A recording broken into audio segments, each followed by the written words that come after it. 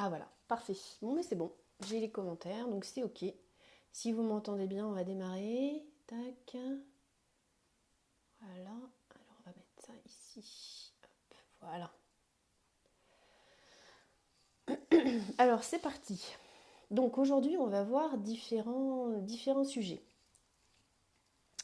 Il y a pas mal de personnes qui m'ont demandé par rapport à la détox, qu'on parle de tout ce qui est détox. Donc on va parler de la détox, on va parler aussi des détox des métaux lourds, on va parler des graines germées, on va parler de la lactofermentation et des oméga 3. En gros, c'est ce qu'il en est ressorti des demandes que j'avais eues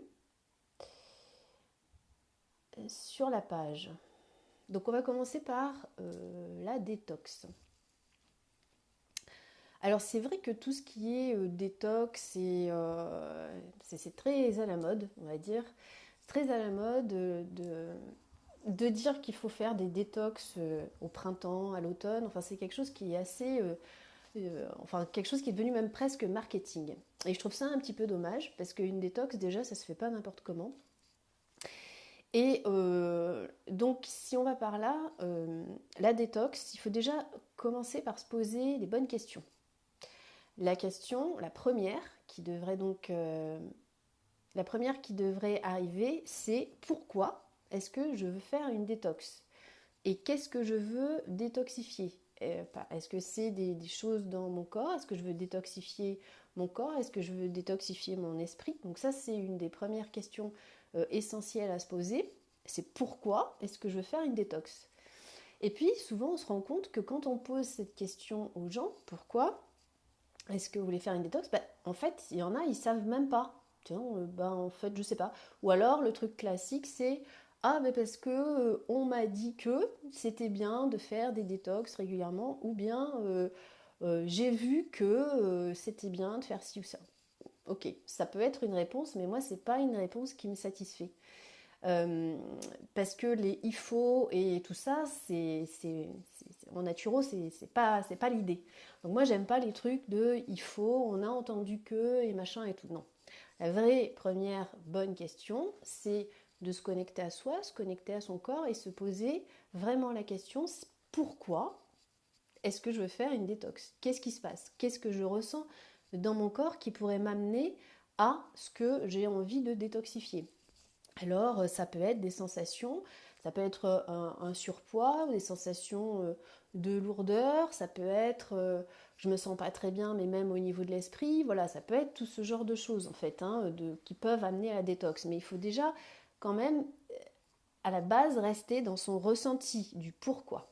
Ça, pour moi, c'est primordial. Et c'est essentiel de se poser cette question-là.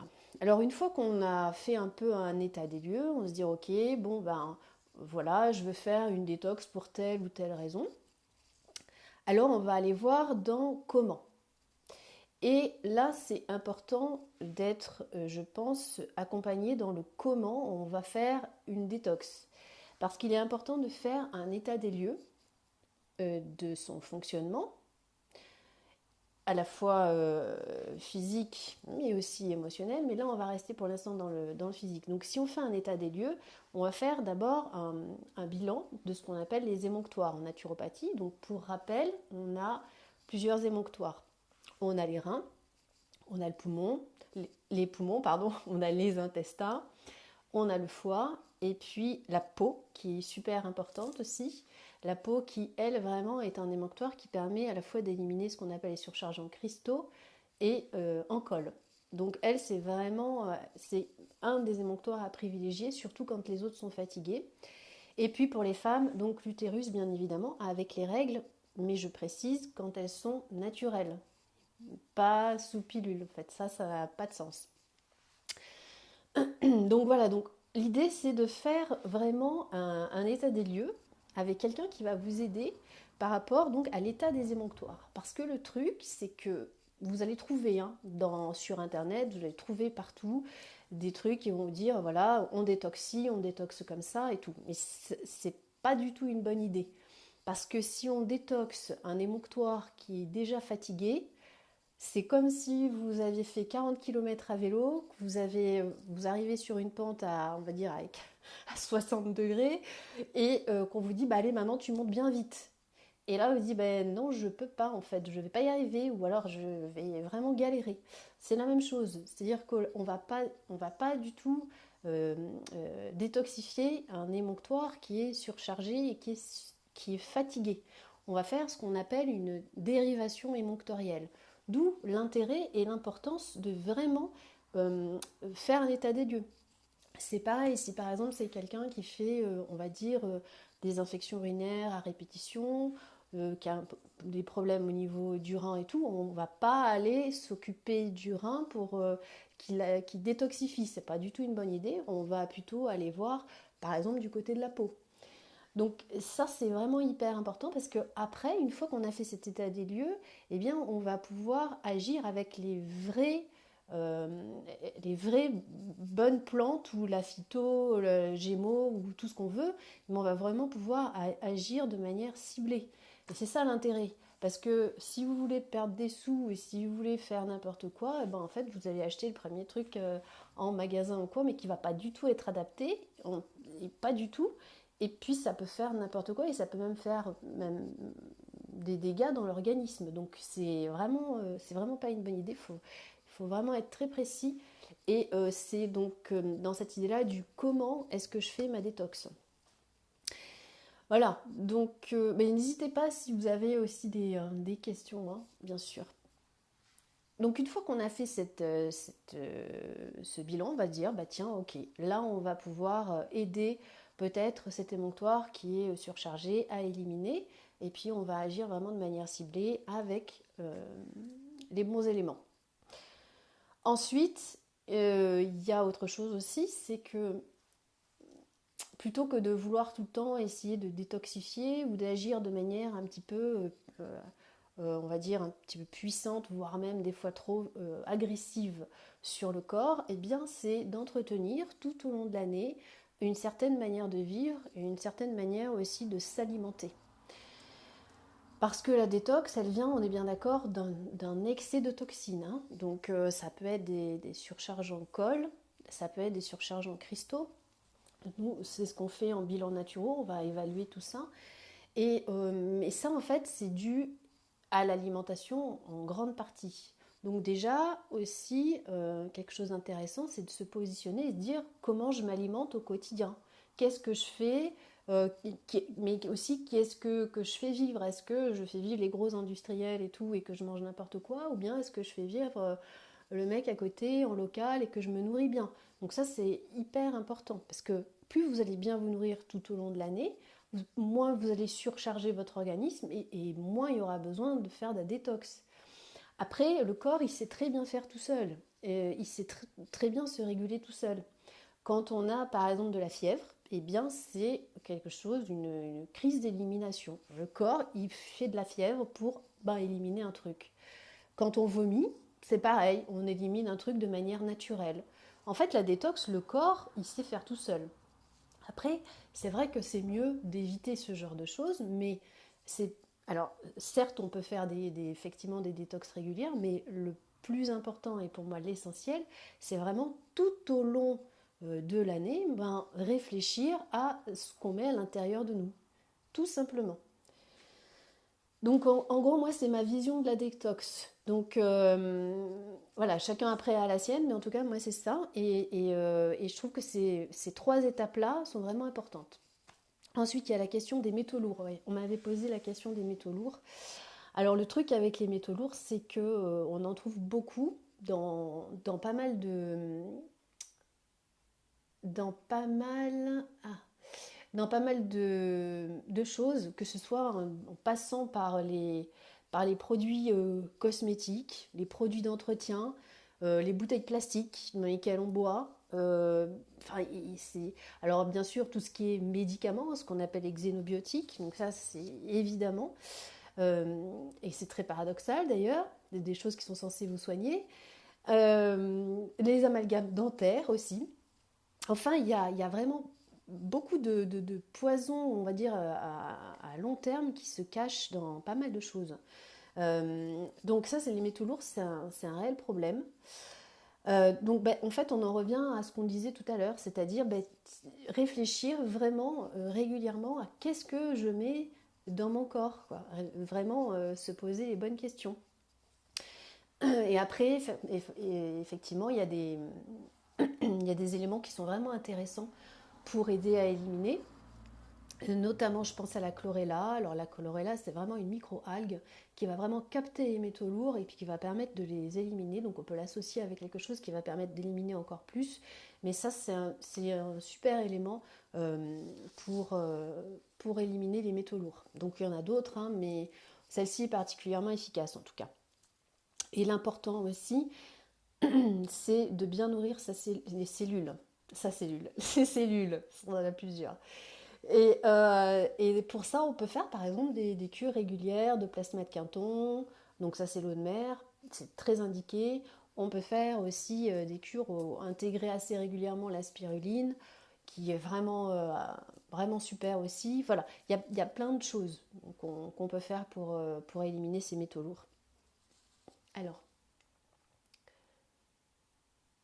alors est-ce qu'en reprenant une bonne alimentation avec de bons produits en supprimant tout ce qui se fâche, est-ce que cela suffit à la détox ou doit-on... En fait, normalement, ça doit suffire. C'est même pas que ça va faire une détox, c'est-à-dire que c'est une hygiène de vie, tu vois. C'est quelque chose que tu fais au quotidien. Donc, j'en reviens à ce que je disais au début, c'est-à-dire que pourquoi est-ce qu'à un moment donné, tu ressens que tu as besoin de faire une détox? Et ça peut être tout à fait quelque chose plus peut-être, parce qu'on parle de détox là au niveau du corps, mais ça peut être tout à fait aussi quelque chose de plus dans l'émotionnel, ou quelque chose qui est pas très bien aligné, on va dire, plus de manière psychique. Donc c'est peut-être plus ça qui a envie de sortir d'une certaine manière. Alors bien sûr, l'un va avec l'autre, hein, c'est évident. Quand on fait une détox et tout, on se sent mieux, on se sent plus léger.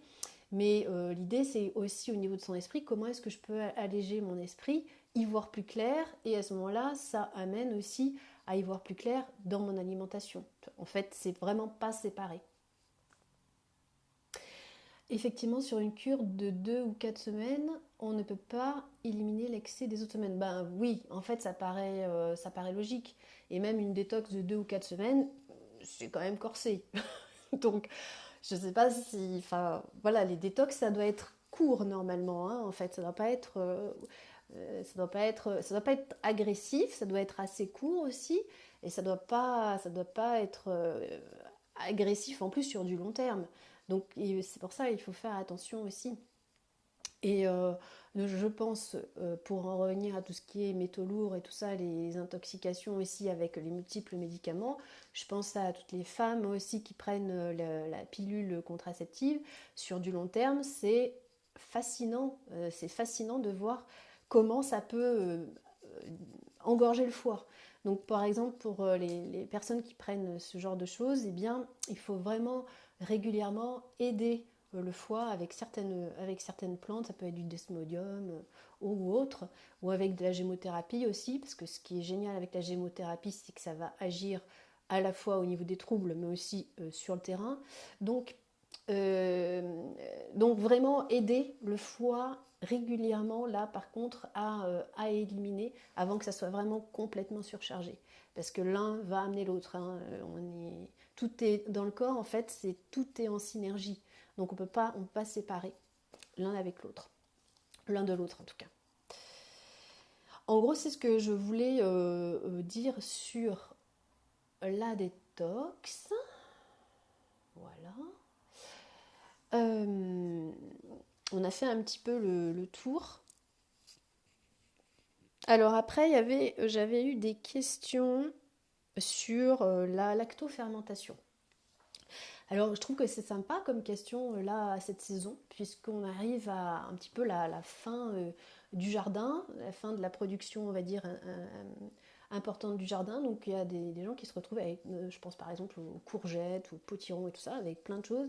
Ils disent comment je vais les conserver. Alors ça dépend, si on a des endroits pour les stocker, les conserver, c'est super, mais pas forcément. Donc c'est vrai que la lactofermentation, c'est vraiment une super idée pour faire de la conservation de tous ces légumes. Je veux dire, ça existe depuis super longtemps, c'est vraiment une méthode ancestrale. Et donc, avec la lactofermentation, vous allez vraiment pouvoir conserver très longtemps vos légumes. Alors, vous allez les couper, par exemple, vous allez les râper, faire comme vous voulez. Et puis, vous allez les mettre dans des bocaux, genre les bocaux avec le caoutchouc, là, le bocaux le parfait, je crois, ça s'appelle.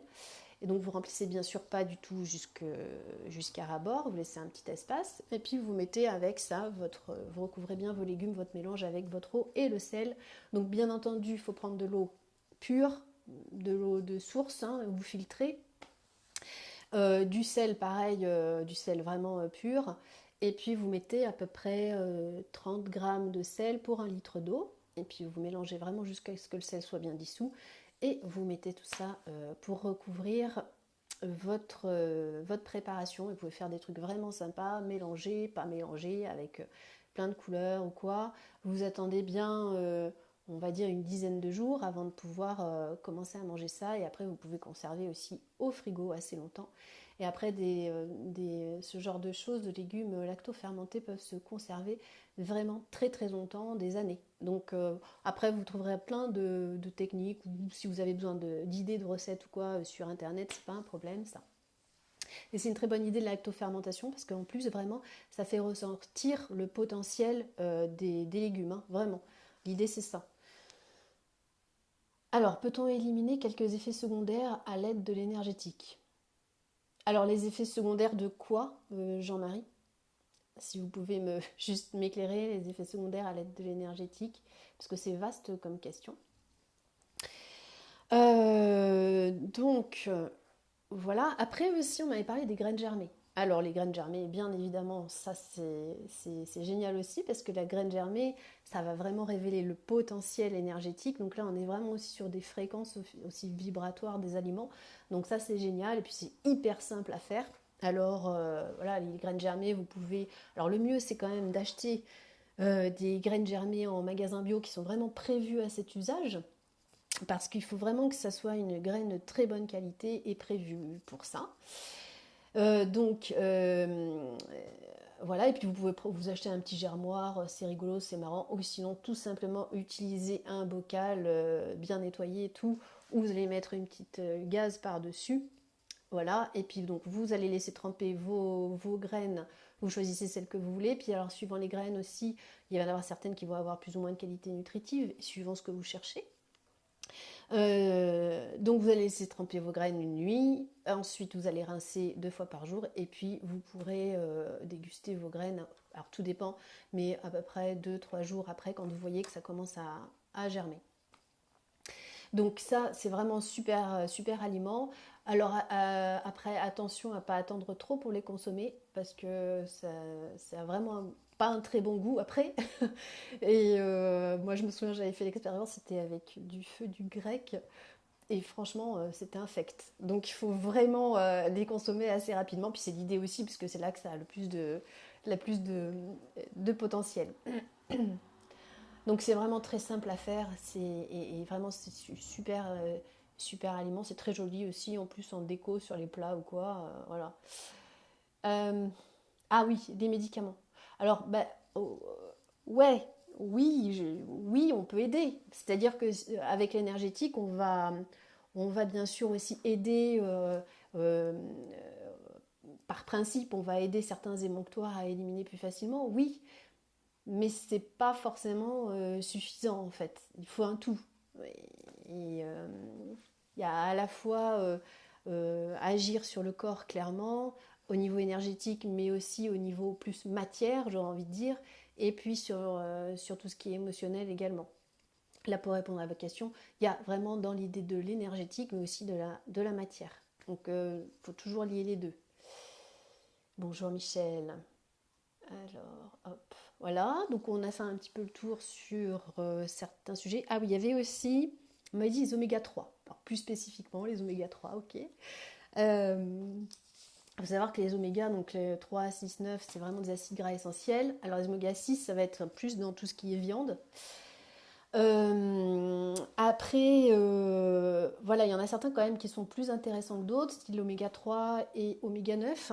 Et alors vous allez pouvoir les trouver dans, par exemple, tout à fait de saison, les noix. Donc ça, c'est vraiment génial. Les noix, là en ce moment, en plus, on est en pleine saison.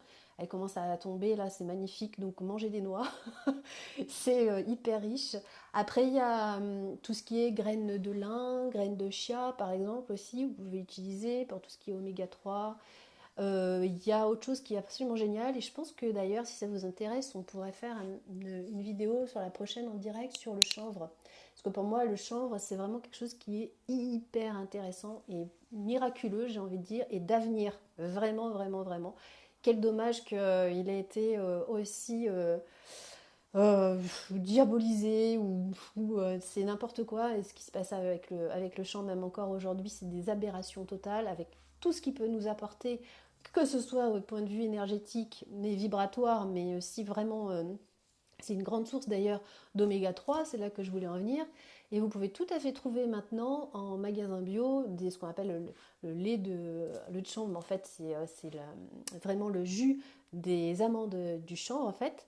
Et c'est hyper riche en oméga 3 et en plus au niveau du goût, c'est hyper doux, c'est juste génial. Donc allez-y avec ça sans aucun problème. Alors pour les graines germées, dès qu'elles sont prêtes, je les écoute. Ouais, voilà.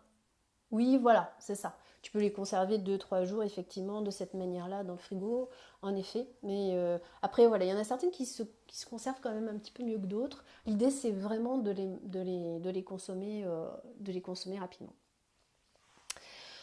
Voilà, donc en fait, j'ai fait le tour des sujets qu'on m'avait proposés. Alors j'ai vu passer tout à l'heure aussi, c'était Jocelyne je crois, par rapport à l'idée du café. Donc le café, on pourra en faire une prochaine, un prochain, je pourrais en parler lors d'un prochain direct en effet. Pas de problème. Voilà, donc si vous avez d'autres petites questions, eh bien allez-y. Ok, tac. Bon, alors j'ai les commentaires qui apparaissent plusieurs fois pour certains. En tout cas, si ce concept-là vous plaît, moi je trouve ça sympa. On peut faire ça une fois, 2 fois par mois, ça me va, moi. Après, je ferai différents horaires aussi, hein, pour essayer d'avoir d'autres personnes, que d'autres personnes puissent voilà, voir quand elles sont disponibles. Et